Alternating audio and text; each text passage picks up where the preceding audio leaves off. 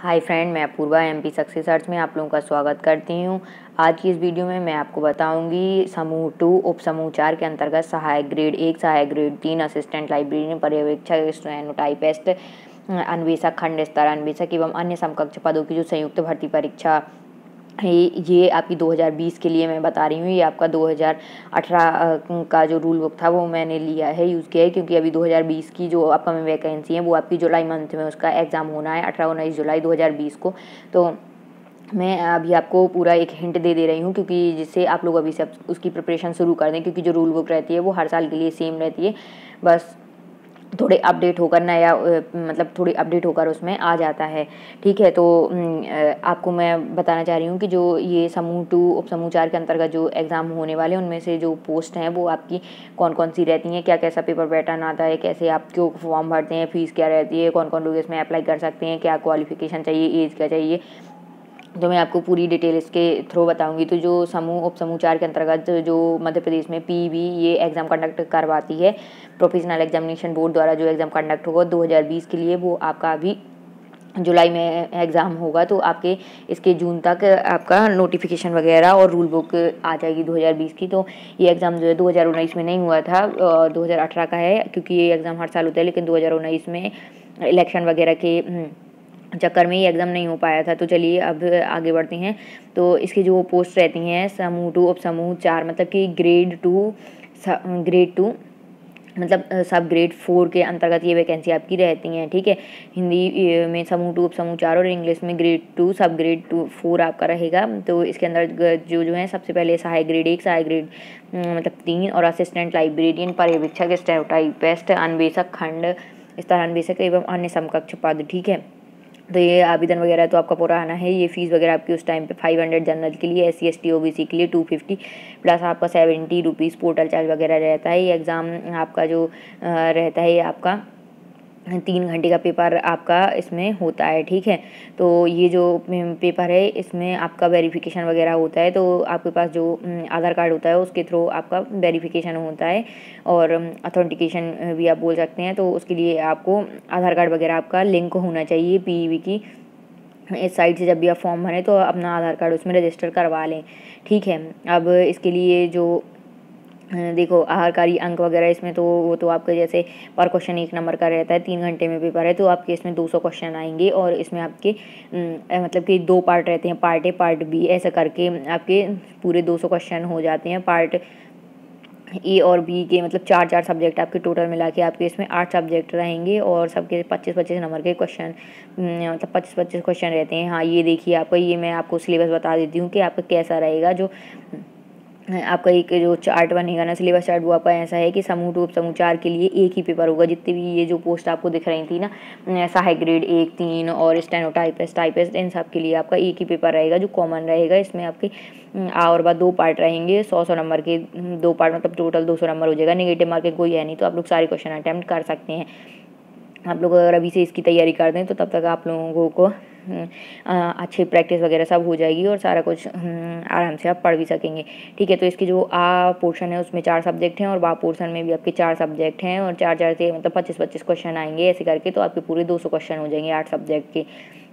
तो इसमें सबसे पहले आपका आ पोर्शन में रहेगा सामान्य विज्ञान, सामान्य हिंदी, सामान्य अंग्रेजी और सामान्य गणित, ये 4 पार्ट। जो पार्ट बी है उसमें आपके सामान्य ज्ञान एवं अभिरुचि रहेगी, सामान्य कंप्यूटर ज्ञान रहेगा, सामान्य तार्किक योग्यता रहेगी और सामान्य प्रबंधन रहेगा, ऐसे करके आपके ये रहेंगे। ठीक है, तो ऐसे आपका ये हो जाएगा पूरा। ठीक है, और इसकी जो आयु सीमा वगैरह है वो अलग अलग रहेगी, मतलब, लेकिन मैक्सिमम मिनिमम आपकी एज 18 वर्ष होनी चाहिए, मैक्सिमम आपकी 40। और फिर जो SC ST OBC वगैरह है उनको डिस्काउंट 5 साल की मतलब एज में कंसेशन वगैरह रहता है। तो जैसे जिसकी एज रिलैक्सेशन रहेगा, तो जिसकी 45 साल हो जाएगी इसमें SC ST OBC के लिए, जो इसका जो एग्ज़ाम फॉर्म वगैरह भरेगा वो PEB MP ऑनलाइन पोर्टल से भरेगा ये आपका। और इसका जो भी फ़ीस वगैरह मैं आपको सब बता चुकी हूँ, और इसके जो एडमिट कार्ड और एग्ज़ाम वगैरह होंगे वो भी सब आपकी PEB कंडक्ट करवाएगी, वो ऑनलाइन पेपर आपका रहेगा। और जो एग्ज़ाम का आपका जो मतलब आपकी प्रोसेस जो प्रमाण पत्र के सत्यापन वगैरह भी होते हैं, अगर जब आपका एग्ज़ाम पेपर हो जाता है, आपका सिलेक्शन होगा तब होगा इसमें। और आरक्षण वगैरह भी इसमें सबके लिए रहते हैं। आवेदन शुल्क, अगर जैसे आपने एक बार फॉर्म भर लिया तो आप फीस वगैरह फिर आपकी वापस नहीं होगी।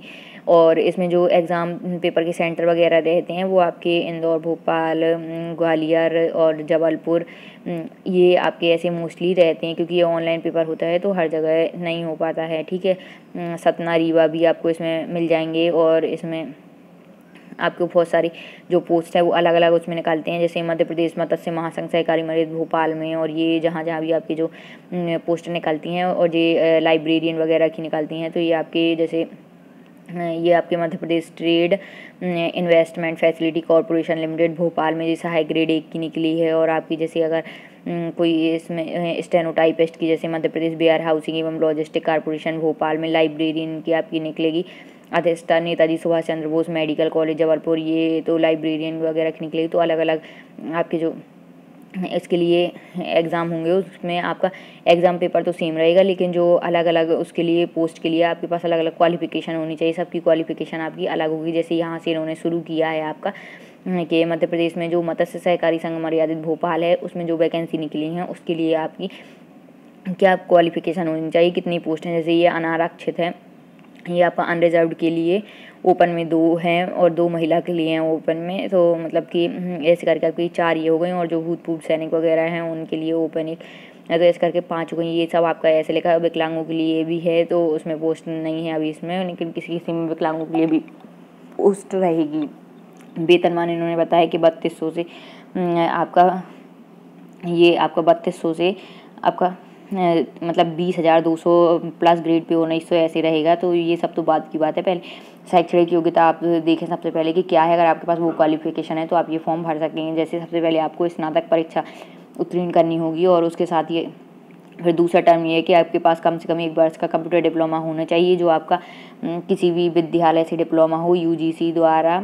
ठीक है, चाहे वो विश्वविद्यालय से डिप्लोमा हो, चाहे मतलब कि आपका इसमें आप मुक्त विश्वविद्यालय से डिप्लोमा हो या किसी भी कॉलेज से आप कर सकते हैं। और डिप्लोमा स्तर की परीक्षा आपने जो दी हो DOE ACC या शासकीय पॉलिटेक्निक कॉलेज से मॉडर्न ऑफिस मैनेजमेंट कोर्स हो आपका, या फिर NCVT या SCVT द्वारा कोई कंप्यूटर कोर्स जैसे कोपा वगैरह रहता है वो आपके पास हो, या आपके पास जैसे PG DCA वगैरह हो तो वो भी वैलिड रहेगा आपका। और ठीक है, फिर इसका ये आता है कि जैसे अगर किसी ने BTech किया है आपका IT या ठीक है IT से, या CS से B किया है, या MSc MB MCA ठीक है MSc IT या CSC ऐसे करी हो तो भी वो आपका वैलिड रहेगा। ठीक है, पॉलिटेक्निक डिप्लोमा अगर कंप्यूटर साइंस से किया है तो वो भी आपका वैलिड रहेगा, ऐसे करके उन्होंने बताया। और साथ ही साथ थर्ड पॉइंट ये कि आपके पास CPCT जो कंप्यूटर प्रोफिशिएंसी टेस्ट है वो आपका वैलिड स्कोर कार्ड होना चाहिए, जिसमें हिंदी इंग्लिश दोनों टाइपिंग को आप क्वालिफाई कर चुके हो।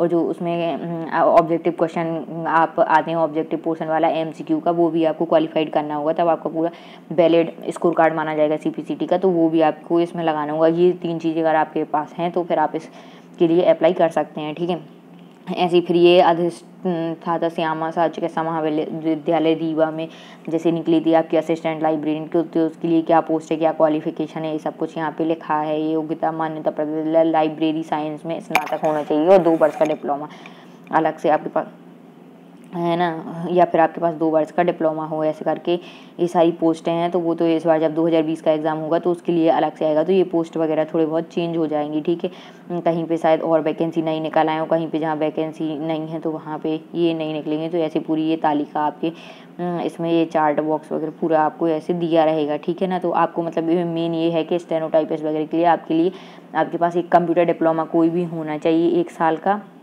कंप्यूटर डिप्लोमा, साथ में आपको CPCT होना चाहिए। और जिसको शॉर्ट हैंड वगैरह आती है उसके लिए तो सबसे अच्छा है। तो शॉर्ट हैंड की भी जो स्टेनोटाइपिस्ट निकलते हैं उसमें शॉर्ट हैंड का भी मेन रोल है। तो शॉर्ट हैंड जिसके पास है तो उसको तो और ये इसके लिए प्लस पॉइंट है। ठीक है, तो ऐसे करके ये पूरी आपकी ऐसी वैकेंसी रहेंगी, पूरा चार्ट रहेगा।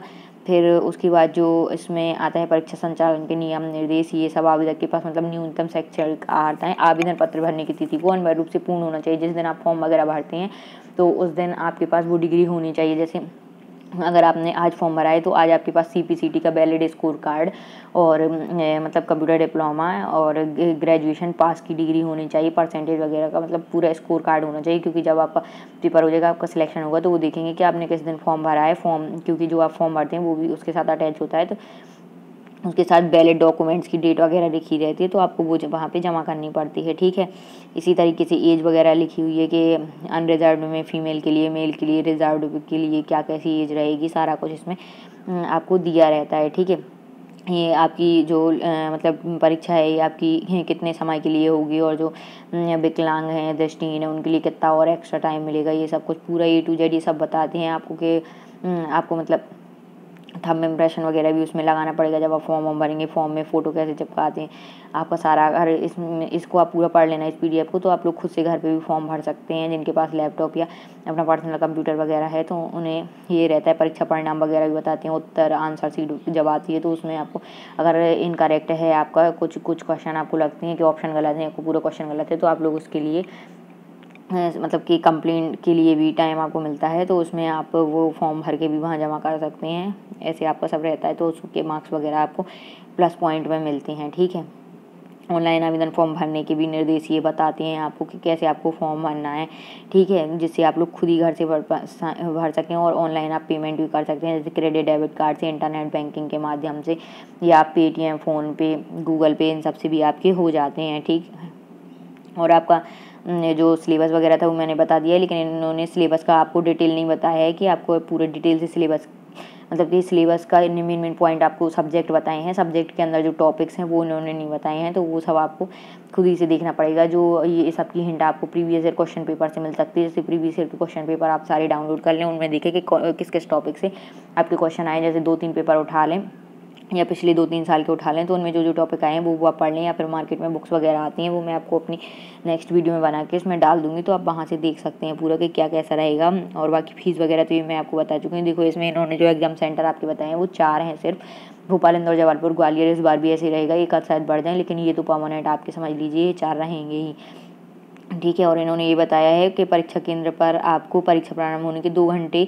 पूर्व मतलब पहुंच जाना चाहिए, एग्ज़ाम होने के 2 घंटे पहले। ठीक है, और एग्ज़ाम सिलेबस में आपको बता ही चुकी हूँ। 4-4 सब्जेक्ट आपके 2 पार्ट में डिवाइड होकर ऐसे 8 सब्जेक्ट हैं, 200 क्वेश्चन आएंगे 200 नंबर के। ये सब बाकी प्रोफेशनल एग्जामिनेशन बोर्ड का फॉर्म वगैरह, तो ऐसे आपको पूरी ये प्रोसेस स्ट्रैटेजी है एग्ज़ाम फॉर्म की भरने की और एग्ज़ाम की। तो ये सारा कुछ आप लोग पूरा कंप्लीट कर लेंगे। ठीक है, तो मैं अपनी वीडियो को यहीं समाप्त करती हूँ। मिलते हैं आप लोगों से अपनी नेक्स्ट वीडियो में। Thanks for watching my video.